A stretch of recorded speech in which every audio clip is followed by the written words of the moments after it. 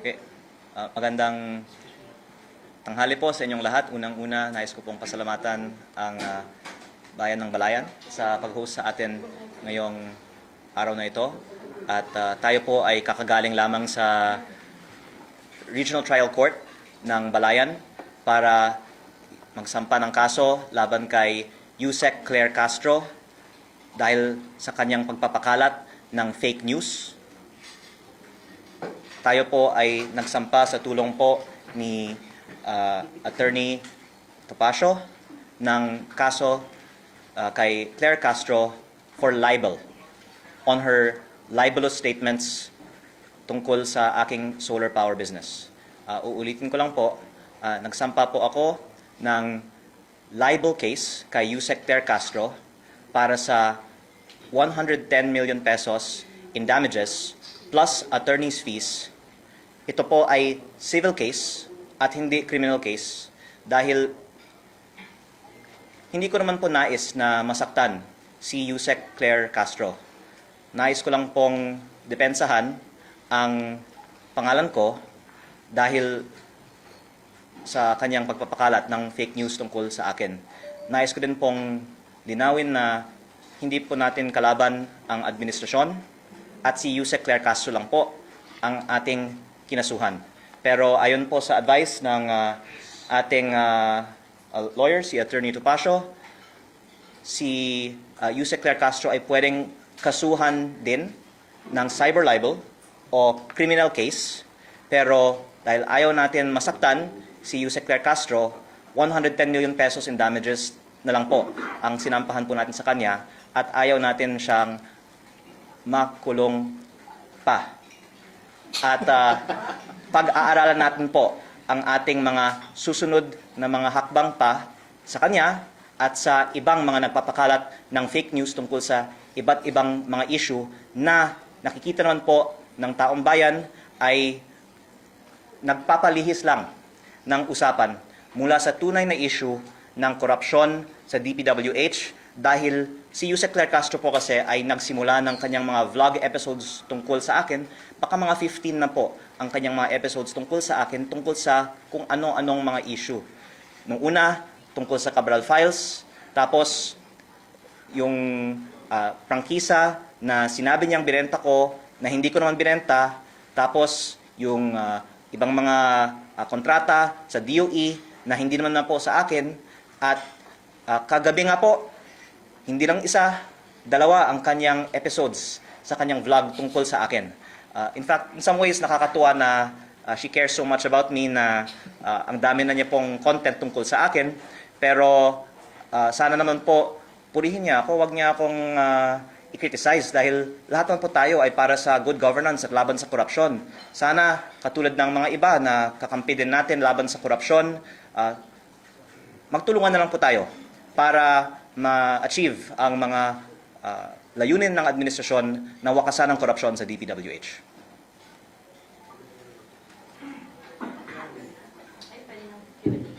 Pwede na po. Talkback. Talkback na daw sabi ng Gen Alpha. Okay, Congressman, Gary Pacifico po sa 102.3 FM, ito po sa Batangas. So, ito po bang mga parang fishing expedition sa pag-uungkat ng mga issue laban sa iyo? Sa palagay mo po ba, Congressman Leandro, ito po ba ay hinggil doon sa mga expose, doon sa mga Cabral Files, like Cabral Files na iyong isiniwalat sa publiko? At saan patungo ito mga nangyayaring ito? Ang taong bayan na po ang pwedeng maghusga na nung lumabas lang yung Cabral Files, doon nagsimula yung mga matitinding atake nila laban sa akin. At si Yusek Claire Castro ang pinaka-high profile na example nito dahil sa dami nga niya po ng mga vlog episodes tungkol sa akin, matapos lamang kong nabanggit na ako po ay in possession ng mga Cabral Files. At ang isang dahilan actually na hindi ko naman sinusubukan na kausapin sila pa na wag na nilang tamaan ako, ay nakikita naman ng publiko na hindi totoo ang sinasabi nila at ito po ay diversion lamang sa totoong issue. At hindi po ako ang nadi-discredit nila. Dinidiscredit nila ang sarili nila. Kaya pinag-aaralan ko po ang aking mga hakbang at nakita ko actually mabuti pa na magsalita siya kasi wala nang naniniwala sa kanya. Kung Leviste, nag-release na po ng UCC si Yusek Claire Castro and this is the exact quote. Inamin ni Kong Leviste na he is not the owner of Solar para sa Bayan anymore, which has the franchise because he has already divested his shares. He himself is the source. What's your take on this? Ang unang kong sagot ko po kay Yusek Claire Castro, sumagot na lang si Yusek Claire Castro sa korte dahil may kaso na po kami. At ang direkta ko naman po sagot para sa kaalaman ng publiko ay ang pahayag po kasi niya ay binenta ko ang kumpanyang may prangkisa sa Meralco kaya nagkapera ako daw dahil sa prangkisa. At hindi ko po binenta ang kumpanya na may prangkisa. Ang kumpanyang binenta ko ay ibang kumpanya na ang main asset nito ay lupa sa Nueva Ecija. In fact, pinapasalamatan ko po si Pangulong Bongbong Marcos na siya po ang naging guest of honor sa groundbreaking ng proyekto ng kumpanya na itinatag ko. Ito po ang nagpasok ng pinakamalaking foreign investment sa buong Pilipinas sa taong 2025 at sa ngayon ay nag-employ ng mahigit 10,000 ng ating mga kababayan sa Nueva Ecija. Kaya hindi din po totoo na hindi po ako nagde-deliver sa aking mga kontrata. Binenta ko po ang aking kumpanya at yung may-ari ng aking kumpanya, majority stake ngayon, ay nagpapatakbo ng aking kumpanya at matagumpay po ito kasi ito nga po ay pinupuri ng administrasyon. Baka pati si Yusek Claire Castro, pinuri na niya po ang proyekto ng kumpanya na binenta ko. Kaya, pero ang point po dito is parang naliligaw si Yusek Claire Castro sa daming mga kumpanya ko kasi yung alegasyon niya, binenta ko yung kumpanya na may prangkisa, yung binenta ko, hindi yung kumpanya na may prangkisa. Yung kumpanya may prangkisa naman, ito po ang nasabi ko ng status. Ito po ay inaprubahan sa 2019. At may dalawa pong probisyon ang prangkisa. Una, para mag-operate, kailangan ng implementing rules and regulations. Pwede pong tignan ang batas na ito mismo. At ang DOE po ang dapat maglabas nito at walang inilabas na IRR ang DOE. Pangalawa, ang franchise ay nakalagay naman na kung hindi mag-ooperate for 2 years, ito po ay ipso facto revoked. Ano, attorney, ang ibig sabihin ng ipso facto revoked? By its very fact, automatically. Okay. So, tumigil po ang operation ng kumpanya sa 2022 dahil hindi pa nabigyan siya ng mga permits to operate. Kaya, within 2 years of that, maaari nating sabihin na ipso facto revoked na ang prangkisa ng kumpanyang ito. Actually, nung una kong binunyag ito, baka nagulat si Yusek Claire kasi hindi niya napag-aralan ang batas na ito. Pero ito naman po ay nasa Google. At kung ginawa lang po nila ang kanilang homework at hindi lang po pang social media content ang kanilang mga vlog, hindi na nila sanang sinabi ito at hindi na sila sana napahiya. At dagdag ko din po na ang Kongreso ay nag-aproba din ng isang general law noong 2022 din na may repealing and amendatory clause na nakasaad na ang mga legislative franchise na may kaugnayan sa batas na yon ay thereby repealed or amended. At nakalagay po sa general law na ito na ang mga kumpanya sa sektor na yon ay hindi nangangailangan ng prangkisa. Ang kinalabasan po ng batas na yon ay walang saysay, wala ng bisa ang prangkisa na ibinigay sa kumpanya ko noong 2019. Kaya sa maraming mga dahilan, wala ng prangkisa ang kumpanyang ito at wala na rin naapektuhan sa bagay na ito dahil mula 2022 may bago ng batas ang Pilipinas tungkol sa sektor ng kumpanyang ito. Ayan, maraming salamat po, Congressman. We have another question. Pero kung maaari ko nang dagdagan, ako po ay nasasaktan na pinalabas na yung prangkisa ng gobyerno ay ginawa kong pera. Dahil kabaliktaran nga ang nangyari.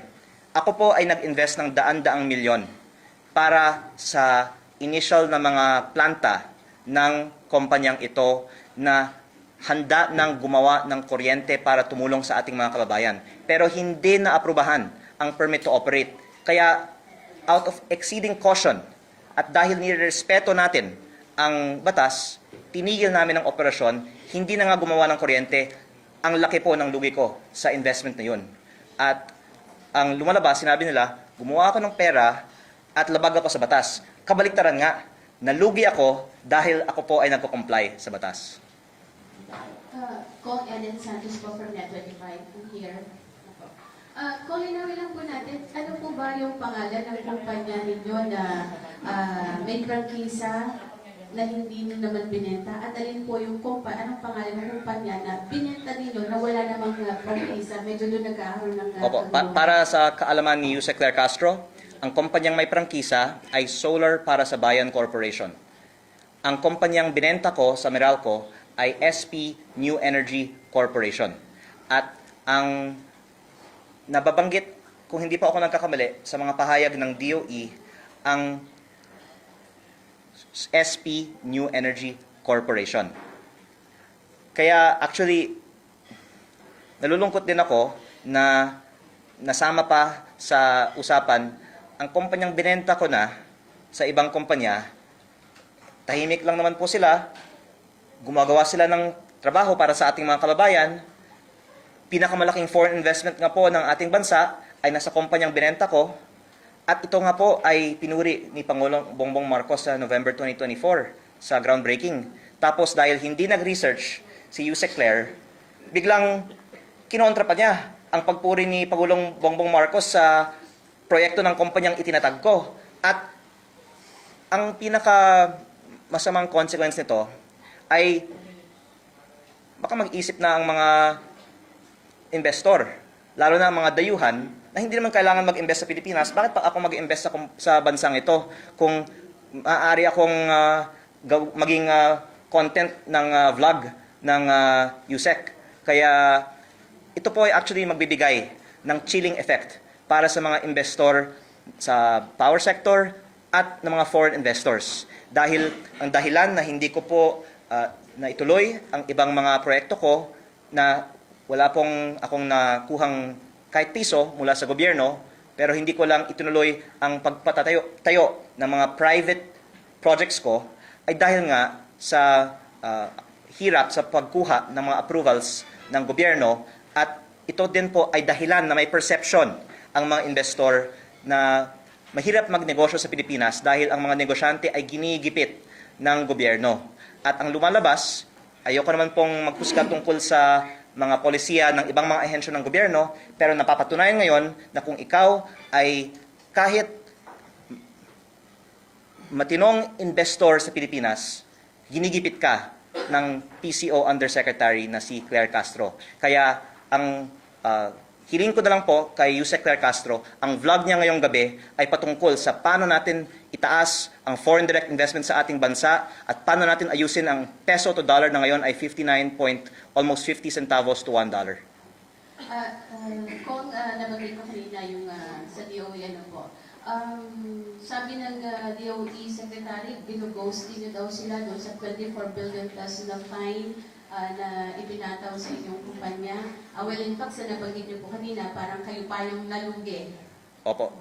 At gusto ko lang pong linawin kasi baka akala ng iba, ito ay parang DPWH contract na binayaran ako tapos hindi ko tinapos. Yun po ang ibig sabihin ng ghost. Wala po akong kahit piso na natanggap mula sa gobyerno. Ito po ay parang nagtatayo ka ng subdivision o shopping center. Tapos hindi mo ituloy kasi hindi ka nakakuha ng mga permit to operate. At ang mga sinasabi din na ito ay nagresulta sa pagtaas ng presyo ng kuryente ay kabaliktaran din. Unang-una, pwede yung i-research at pwedeng talakayin sa ibang araw. Ako po ang nagtaguyod ng mas mababang mga presyo sa power industry. Kaya maraming ang mga nagalit na pinapababa ko ang presyo. Kaya ang mga may gusto ng mataas na presyo ay may gusto din na hindi matuloy ang ibang mga proyekto ko. Pero yung nagpapataas ng presyo, pag ginigipit ng gobyerno ang mga investor, kaya hindi natutuloy ang mga proyekto. Kaya humihiling na lang ako sa mga nagsasalita na imbes na mag-atake sa akin, isip na lang tayo ng mga paraan na manghikayat ng mga investor na magtayo ng mga investment sa ating bansa. Yan. Meron po tayong susunod na katanungan. Makikiabot na lang po ng isa po munang mic. Okay po, please go ahead po. Pero lilinawin ko lang po, si Secretary Sharon Gurindin ay kaibigan ng aking ina. Kaya ang aking mga pahayag po ay directed kay Yusek Claire Castro, hindi po sa aking mga iginagalang na ibang mga kawani ng gobyerno.